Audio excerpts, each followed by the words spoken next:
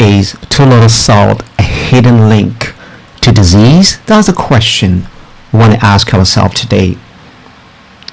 For 70 good years, we've been told to cut salt to save our heart. So the question is, when we cut salt, can it change anything? But we are saying that research was very old. But today, we have completely fresh research telling a different story. And what is the story at stake? In fact, it all started in the 1950s and 60s with one researcher, Louis Dahl, who fed rats 50 times a normal human salt intake and gave them hypertension and then linked to blood pressure across the population. Since then, it has been applied. So it wasn't even a proven or grounded research. I want you to understand something. The latest real clinical research in 2010, the study found healthy people on low salt. They actually gave people with a healthy body low salt diet, and after a while these people develop higher insulin resistance. This is a state where your body cells, your liver cells, fat cells, muscle cells cannot respond well to insulin. But you know what? If you develop insulin resistance, which is the primary cause of 90% or the main driver of 90% of hypertension or blood pressure, which is essential blood pressure known today, and also type 2 diabetes. And even to the greater extent, it causes type 3 diabetes, which is Alzheimer's. And you know, under normal circumstance, people develop insulin resistance because of extra weight or too much sugar or carbohydrate or chronic stress or poor night sleep. But here is the case, the so-called healthy habit of you cutting salt can create the same problem. And then through this you develop blood pressure, diabetes that can lead to stroke, heart attack, and brain disorders like dementia. But the question is, what happens when your body realizes that you have too little salt in your body? What happens?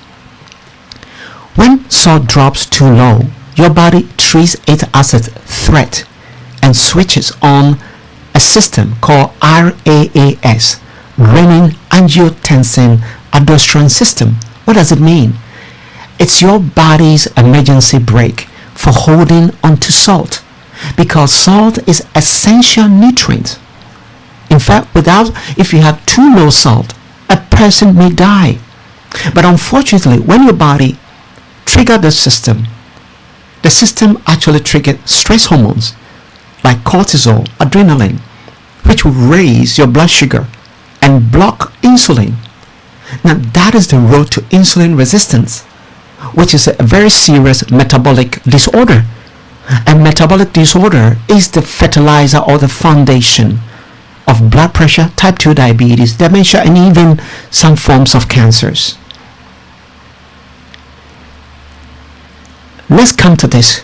Apart from these complications, if you have low salt, it increases your heart rate. So with time, you may develop heart problems. Apart from this, if your body realizes that you have low salt, your body will try to take some sodium from your bones, but that will cause what they call collateral damage. You see, the bones act as your body's mineral bank. It holds roughly a third of your total sodium. So when blood salt runs too low, there's a special cell called osteoclast. It's a bone dissolving cells. And do you know what they would do? they start breaking down bone tissues to release that stored salt into your blood. But the body cannot put out just the salt, but it goes with calcium and magnesium and get dragged out with it, and much of it lost in urine. So if this continues, then that individual in question is going to have a bone problem. It means that the person's bone will be depleted of calcium and other minerals because of this, because of low salt. And that can lead to a condition called osteoporosis. It's a disease of the bone that is weakening bones, and that can actually lead to higher fracture risk. In short, cutting salt too far doesn't just affect your heart and blood sugar, but it can lead to stroke, heart attack. But your body may quietly sacrifice bone strength to keep your blood chemistry stable actually. Now find out about 12 warning signs of low salt. You see, we lose salt through sweat, it means exercise, or when the weather is hot, or through stress, caffeine, when you drink coffee or energy drinks, alcohol, vomiting or diarrhea, or diuretic medications, that is some BP medications, too much water, or kidney conditions, or fasting, or adrenal conditions. But you see, if you have too low salt, there are 12 signs you have to look out for. But unfortunately, there are some other conditions in your body that can give you the same signs. We call them overlapping signs or overlapping conditions. If you're dehydrated, or you have imbalance of potassium or calcium or magnesium, you can have the same signs anyway, or thyroid problem, or adrenal disorders, or kidney conditions, or certain medications can cause the same 12 signs I'm going to mention. So don't take them that they are only for low salt, but low salt can cause them. Number one is weakness. Low sodium actually affect your nerves and muscle function, causing weakness and reduced energy. It can also cause dizziness, especially what we call orthostatic hypotension. So when you rise very suddenly or quickly from your chair, so when you add a little bit salt to your water, I'm talking about the natural salt. You see, the salt we should avoid is the table salt and the salt in the processed food. That's what we should avoid. But we should be eating the natural salt. It means the sea salt and the Himalayan salt and Celtic salt. They contain not only sodium chloride but also traces of this magnesium, calcium, and other minerals for our body. Other signs are low blood pressure, headaches.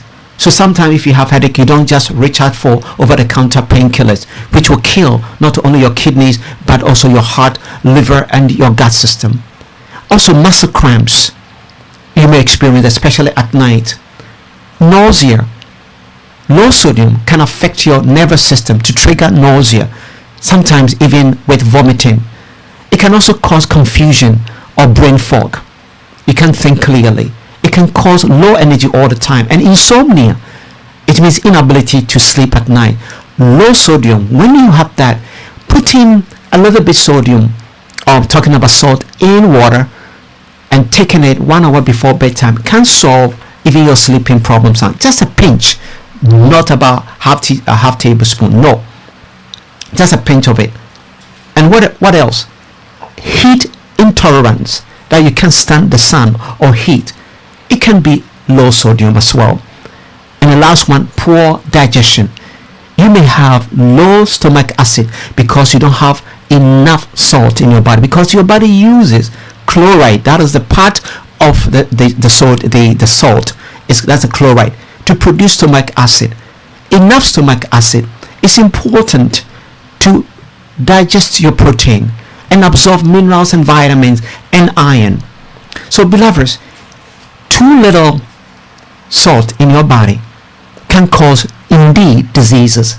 We should eat real natural salt. It means sea salt, Himalayan salt, or Celtic salt. Use it to prepare our food.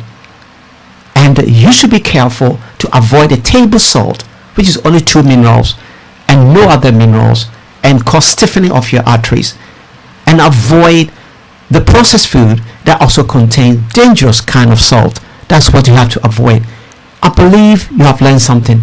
If you have any chronic disease and or any other condition that's affecting you, you've been told to live with it. Please don't live with any disease. Reach me on this number.